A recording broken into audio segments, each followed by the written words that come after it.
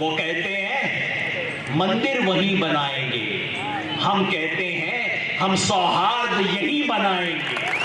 जिस उडुपी के नाम से तुम देश में दंगा फसाद करते हो, हम सौहार्द की शुरुआत भी उसी उडुपी से करके दिखाएंगे। ये कहते हैं कि ये सेकुलरिज्म क्या भला है, कहां से आ गई? हमें बताया जाता है कि नहीं नहीं, ये तो कॉन्स्टिट्यूशन में थी नहीं, ये तो 1976 में इंदिरा गांधी ने डाल दिया था, नहीं तो सेकुलरिज्म था नहीं।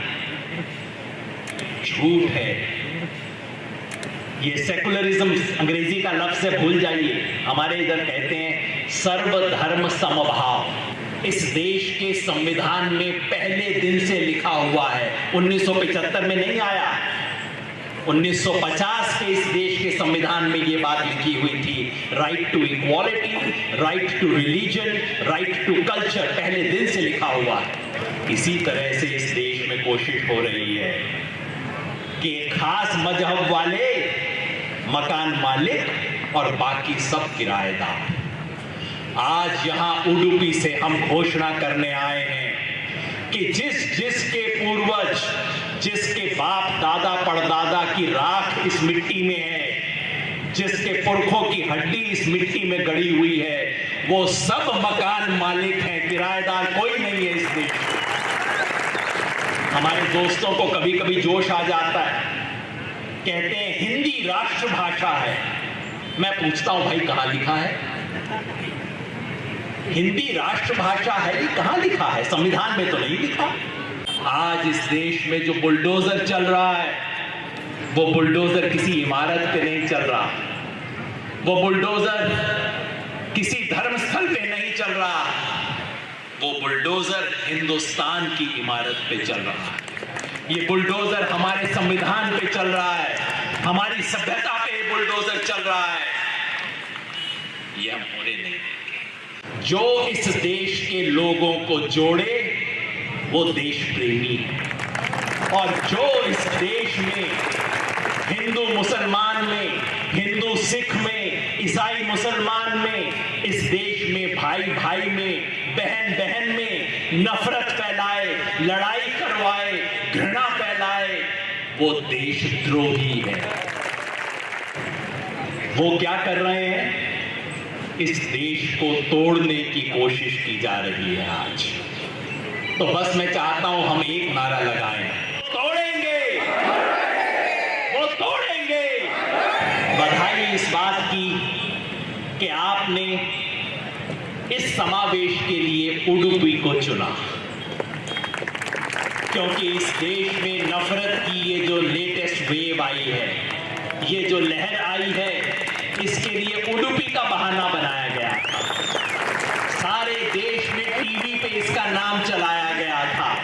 मैं तो आपको अपनी हिंदी हिंदुस्तानी में कुछ कह सकता हूं, अगर मेरी बात आपको कान से सुनाई ना दे तो दिल से सुन लीजिएगा, दिल की आवाज जरूर सुनना।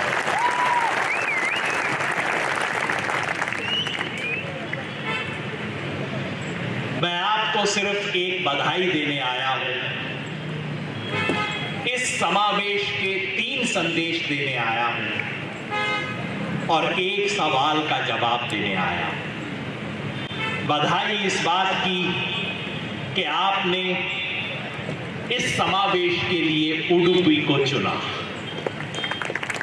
क्योंकि इस देश में नफरत की ये जो लेटेस्ट वेव आई है, ये जो लहर आई है, इसके लिए उडुपी का बहाना बनाया गया। सारे देश में टीवी पे इसका नाम चलाया गया था। मैं आपके इलाके में बहुत बार आता हूं। कोस्टल कर्नाटका मेरा बहुत फेवरेट जगह है, मेरी पत्नी का, और मुझे आपके इलाके को देख के महसूस होता है कि ऊपर वाले ने बहुत फुर्सत से बनाया होगा आपका इलाका, इतना खूबसूरत है। इस मिट्टी में कुछ भी चीज उग जाती है, तो इसलिए किसी ने सोचा कि इस मिट्टी में जो बीज डालो कुछ ना कुछ उग जाता है, तो चलो इसमें नफरत का बीज डाल के देख लेते हैं। पिछले 10-20 साल से इस इलाके में नफरत का बीज डाला जा रहा है। और ये मिट्टी ऐसी है कि वो भी थोड़ा सा उग गया है। लेकिन आज ये जो समावेश यहां हो रहा है, ये बताने के लिए कि तुम नफरत का बीज डाल सकते हो सकता है थोड़े पौधे उग जाएं, लेकिन ये कर्नाटका, ये उडुपी, ये कोस्टल कर्नाटका आपको नफरत की फसल काटने नहीं देगा।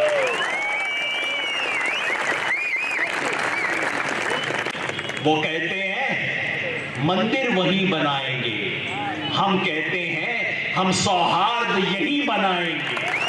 जिस उडुपी के नाम से तुम देश में दंगा फसाद करते हो, हम सौहार्द की शुरुआत भी उसी उडुपी से करके दिखाएंगे।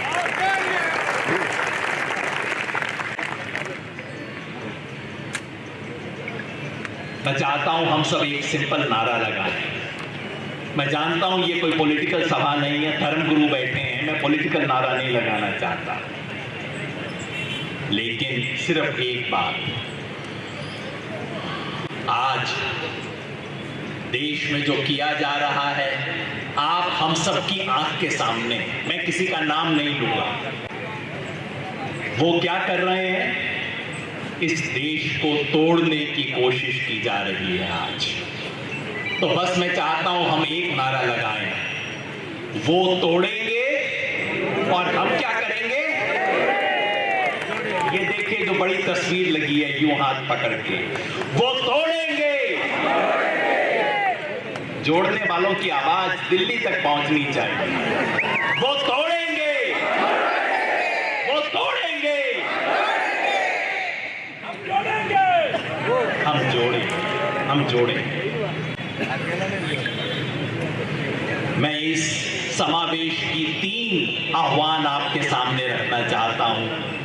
वो मेरे दिल की बात है, लेकिन सिर्फ मेरे दिल की बात नहीं है, वो आप सबके दिल की बात है।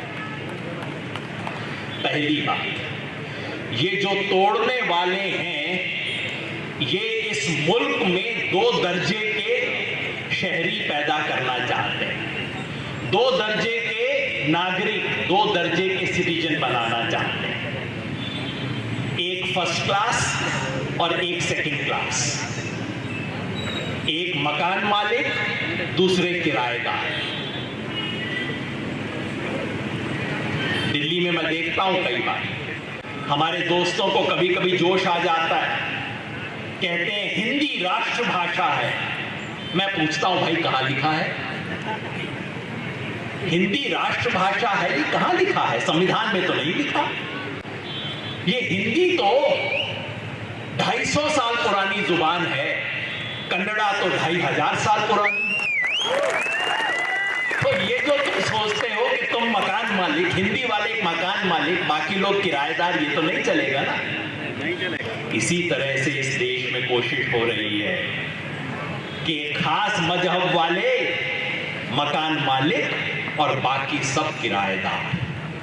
आज यहां उडुपी से हम घोषणा करने आए हैं कि जिसके पूर्वज, जिसके बाप दादा परदादा की राख इस मिट्टी में है, जिसके पुरखों की हड्डी इस मिट्टी में गड़ी हुई है, वो सब मकान मालिक हैं, किराएदार कोई नहीं है इस देश में।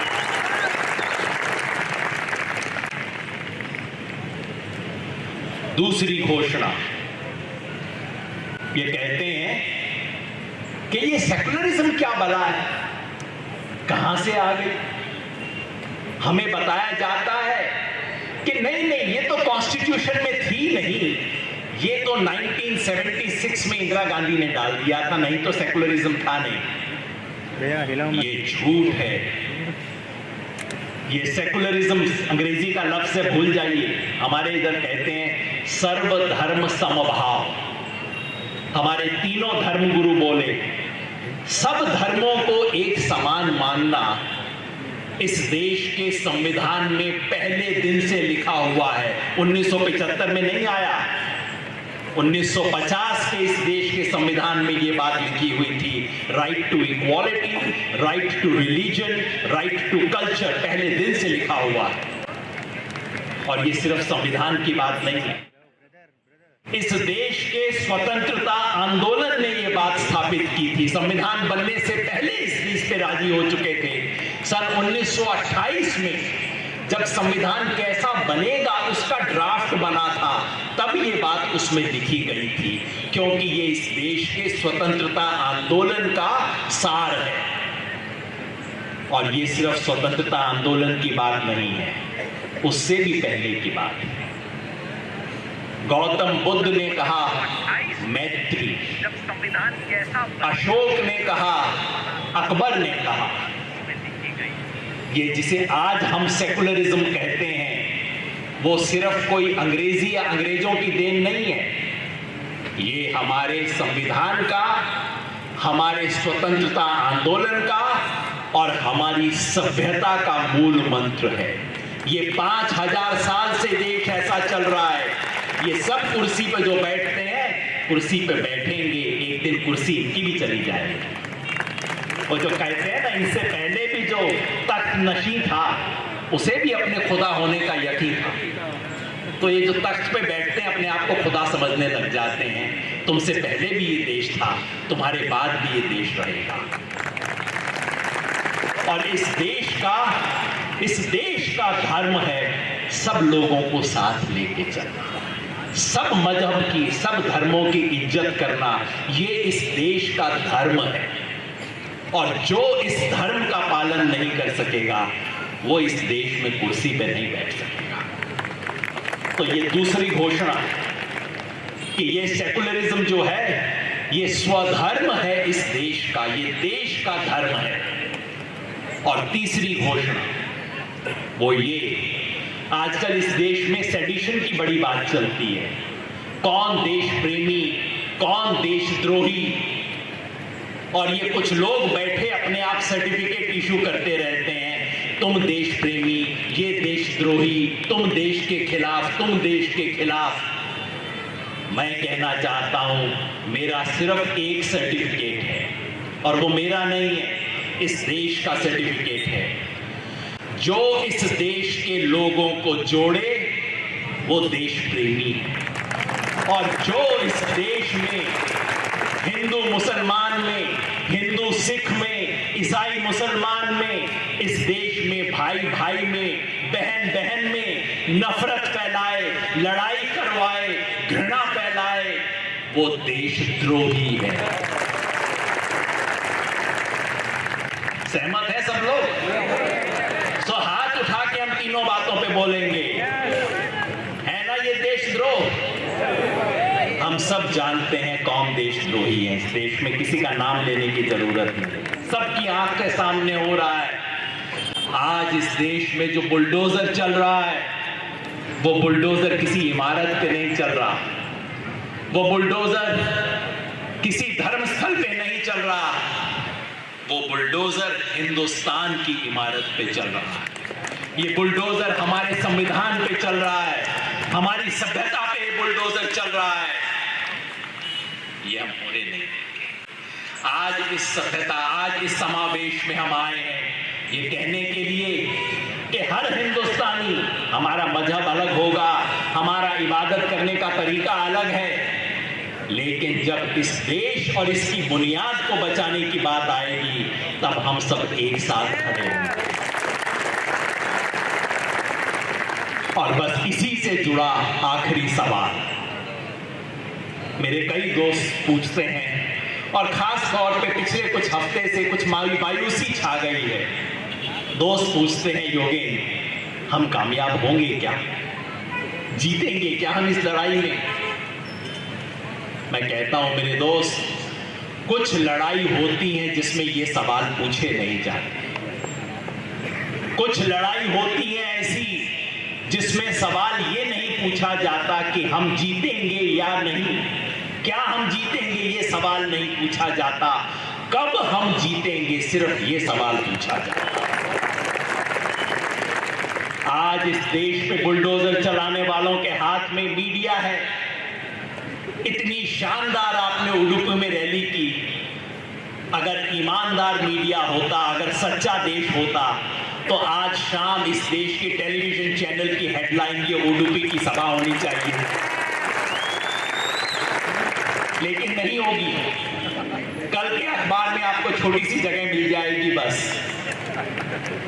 मैं किसी पत्रकार को दोष नहीं देता भाई, ये कर्मचारी अपना काम ईमानदारी से कर रहे हैं, लेकिन आज इस देश में जो बुलडोजर चला रहे हैं उनके हाथ में मीडिया की गर्दन है। मीडिया उनके पास है, पैसा उनके पास है, कुर्सी उनके पास है, लाठी उनके पास है,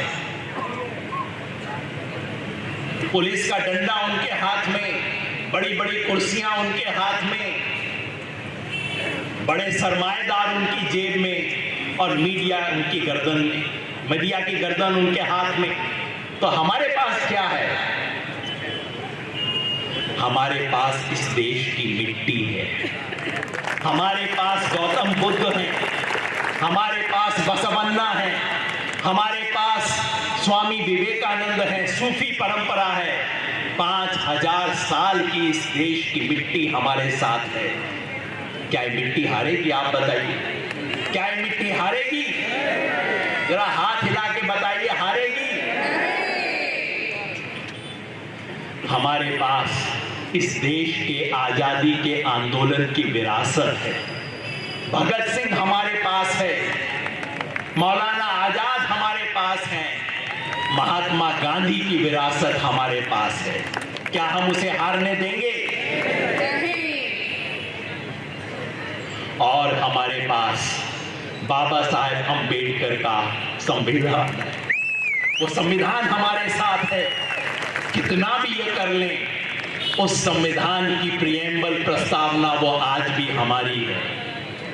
हम खाली हाथ नहीं हैं। सवाल ये नहीं है कि हम जीतेंगे या नहीं, सवाल ये है कि इतनी बड़ी पूंजी लेके हम कब जीतेंगे, कैसे जीतेंगे। अगर इतनी बड़ी पूंजी लेके भी हम नहीं जीतते तो मैं समझता हूं हम इस लायक नहीं कि हम जिंदा रह सकें। तो हम सब लड़ेंगे और जीतेंगे। तो मिलके मेरे साथ कहिए, जय हिंद। आवाज नहीं पहुंची। हिंद की विजय की बात दूर तक पहुंचनी चाहिए। आपने सुना नहीं, हमारे क्रिश्चियन धर्म गुरु ने अपनी बात का खत्म करके क्या बोला था? जय हिंद। ये हम सबका नारा होगा, जय